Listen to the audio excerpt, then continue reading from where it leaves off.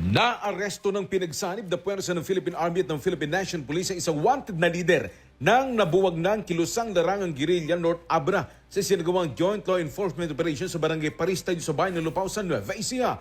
Ayon sa Philippine Army, matagumpay na natunton at nadakip ng pinagsanib ng mga tauhan ng militar ang suspect na kinilalang si John Lee Honrado alias Leg-On na kabilang nga sa mga tinuturing na natitirang personalidad ng dating KLG North Abra. Isinagawa ang operasyon bilang bahagi ng patuloy na pagtutulungan ng mga law enforcement agencies upang matukoy, matunton at mapanagot ang mga individual na patuloy na sangkot sa armadong kilusan at iba pang aktibidad na nagbabanta sa kapayapaan at seguridad ng mga komunidad.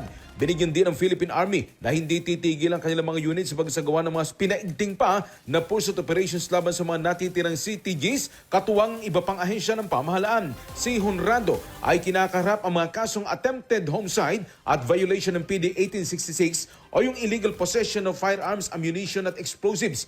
Patuloy namang kinokolekta ng mga otoridad ang iba pang impormasyon kaugnay ng pagkakadakip sa nasabing wanted na leader at sa mga posibleng koneksyon nito sa dating KLG North Abra.